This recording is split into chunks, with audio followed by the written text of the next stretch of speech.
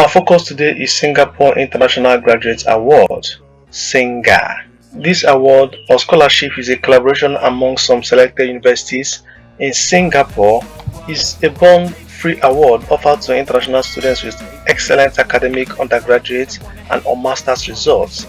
Students who have strong interest in doing research leading to a doctorate, that's PhD, or an ENGD, which is Engineering Doctorate in Science and Engineering at a Singapore university.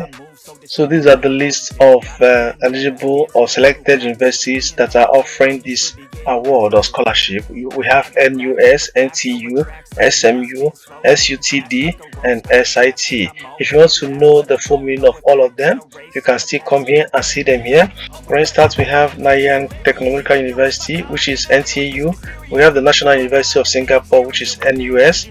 We have the Singapore University of Technology and Design, which is SUTD.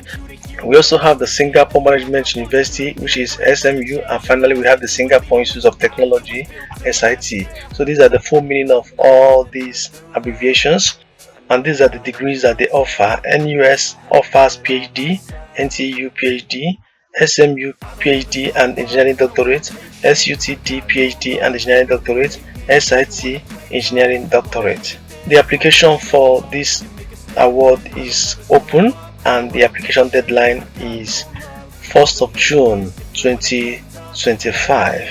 We're going to go through the eligibility criteria, the frequently asked questions, application procedure, and every other detail that you need to know.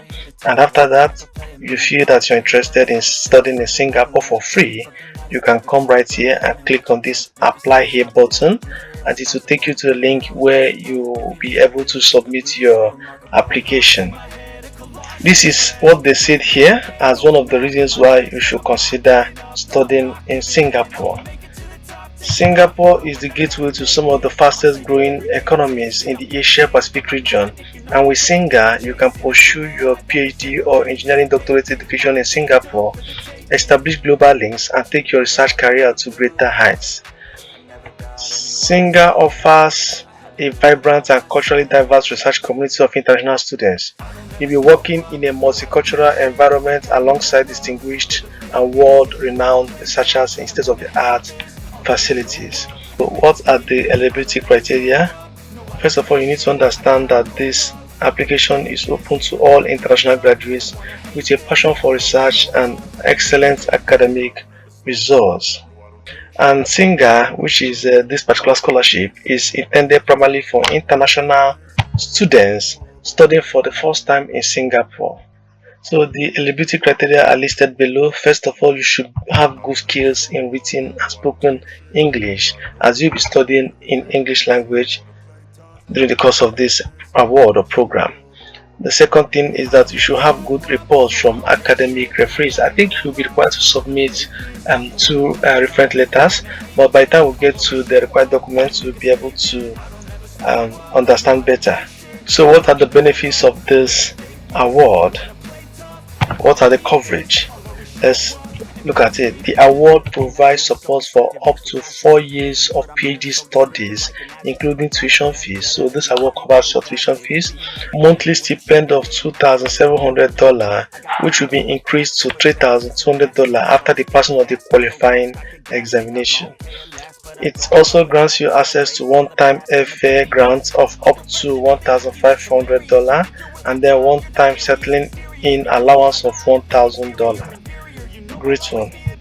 On this table below, they listed the estimated cost of living in Singapore, so you can come right here and check it out. Of course, I'll leave the link to this portal in the description of the video so you can check it out. But as long as the award covers everything, you might not really bother about this because you've already been provided with everything you need to study and live comfortably in Singapore. The next thing we'll look at is the application procedure. Firstly, you need to browse the PhD research projects you're interested in. The next thing is for you to prepare the following documents in advance before submitting your application. And remember that all documents are to be submitted online. So these are the list of the documents required: your valid passport, that's your international passport, and then a recent passport photograph. But remember that all transcripts need to be translated in English. The following documents are also required. As a matter of fact, they are even mandatory: your bachelor's or master's academic transcripts, your bachelor's degree certificate, 2 recommendation reports or letters. I said it. But these particular recommendation reports must be completed and submitted online by the referees. It may also be requested by the universities to submit satisfactory GRE score as part of the university admission requirements. So you may, it is a 50-50 thing. They might ask you to submit a GRE score, they might not ask you to submit it. If you have it, good and fine, but if you don't, you can still proceed to submit the application just in case you are not asked to submit it. The submission of IELTS, TOEFL, SAT, and other English test result is optional and may be requested later by the university for admission. So at the moment, IELTS, TOEFL, SAT, and the rest of them are optional, but they may be requested later for the purpose of admission. Let me remind you once more that the submission deadline for January 2026 intake is 1st of June 2025. You can also click on the frequently asked questions to learn more about the frequently asked questions. You would still have 1 or 2 things to understand or learn there. And then for the resources, this is where you'll find the brochure. See it right here. You can click here to download the brochure for this scholarship or this award. Do we have any other thing that we've not been able to touch? Okay, this, in case you go through all this and you feel that this is something you want to try out, the moment you click on this apply here, this apply button here, this is where it's going to bring you. This is where you're supposed to create your account and submit your application. If you've already created your account, you can just come right here and click on login, and you'll be able to log in and continue with your application. This is it, guys. I believe this is what you should try out.